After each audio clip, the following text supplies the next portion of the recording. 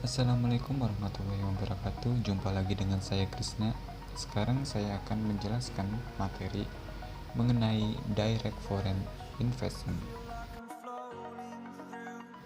Nah, pada materi ini kita akan membahas dua hal ya. Yang pertama yaitu menjelaskan motif umum untuk memulai investasi langsung ke luar negeri.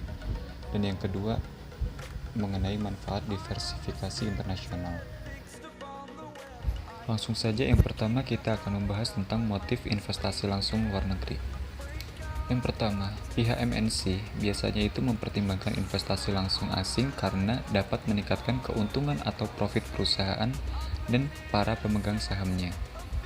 Kemudian, para investor itu biasanya berinvestasi yang terfokuskan pada aset nyata, seperti mesin atau bangunan, atau terkait hal-hal yang mendukung kegiatan operasi, bukan pada aset keuangannya. Dan saat berinvestasi, investor itu mempertimbangkan apakah kesempatan ini sesuai dengan operasi mereka. Karena mereka itu tertarik untuk meningkatkan pendapatan atau profit mereka dan mengurangi biaya-biaya yang dikeluarkan. Motif investasi langsung luar negeri itu dibagi menjadi dua. Yang pertama ada motif terkait pendapatan. Di situ ada 5 hal. Yang pertama menarik sumber permintaan baru. Kemudian yang kedua ada masuk pasar yang layak. Yang ketiga ada mengeksploitasi keuntungan monopolistik. Kemudian yang keempat bereaksi terhadap pembatasan perdagangan. Dan yang terakhir diversifikasi internasional. Kemudian yang kedua ada motif terkait biaya. Di situ terdapat mendapat keuntungan sepenuhnya dari skala ekonomi. Kemudian menggunakan faktor penentu produksi. Yang ketiga menggunakan bahan mentah asing. Dan yang keempat menggunakan teknologi asing. Dan yang terakhir bereaksi terhadap pergerakan nilai tukar. Kemudian untuk selanjutnya kita akan membahas tentang manfaat diversifikasi internasional. Proyek internasional itu dapat mengurangi risiko keseluruhan perusahaan sebagai akibat dari manfaat diversifikasi internasional itu sendiri. Sedangkan kunci diversifikasi internasional itu sendiri adalah memilih proyek asing yang tingkat kinerjanya tidak berkorelasi tinggi dari waktu ke waktu. Kemudian kita akan membahas tentang bagaimana pandangan pemerintah terhadap DFI.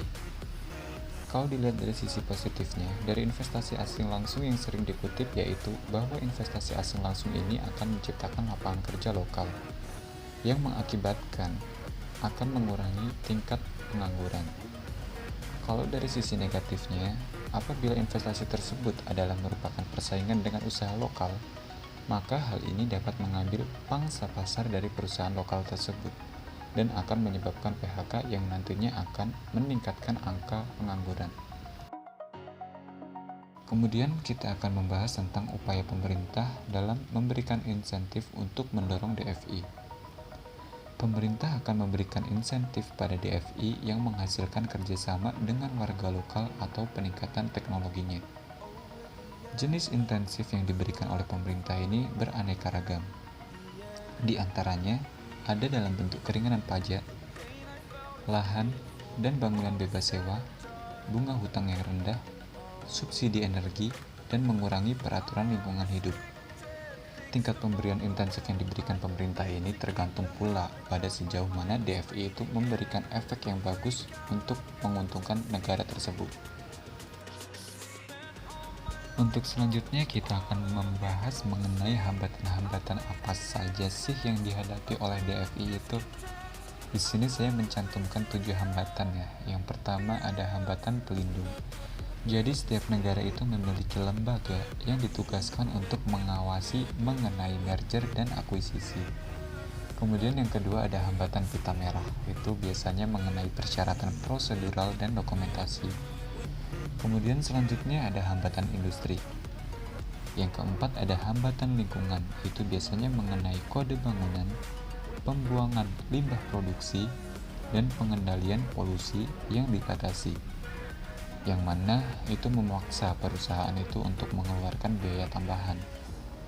Yang kelima ada hambatan regulasi, biasanya mengenai perpajakan, pertukaran mata uang, simpanan kekayaan perusahaan, hak karyawan, dan lain-lain.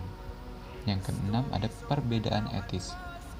Jadi perbedaan standar etis di tiap masing-masing negara itu berbeda-beda. Yang terakhir ada ketidakstabilan politik. Jadi, kelayakan DFI ini sangat bergantung pada konflik politik yang terjadi di suatu negara itu atau di negara tersebut. Untuk selanjutnya kita akan membahas tentang persyaratan yang dikeluarkan oleh pemerintah untuk DFI. Jadi, beberapa pemerintahan itu mengizinkan akuisisi internasional, tetapi juga memberlakukan persyaratan khusus pada MNC yang ingin melakukan akuisisi perusahaan lokal. Syarat khusus tersebut bisa diibaratkan seperti pemastian pengendalian polusi, menyusun strategi bisnis untuk mengekspor produk yang dihasilkan sehingga tidak mengancam pangsa pasar untuk perusahaan lokal.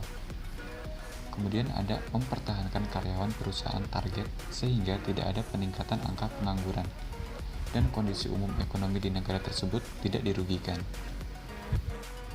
Demikian materi yang telah saya sampaikan, kurang lebihnya mohon maaf dan terima kasih atas perhatiannya. Wassalamualaikum warahmatullahi wabarakatuh.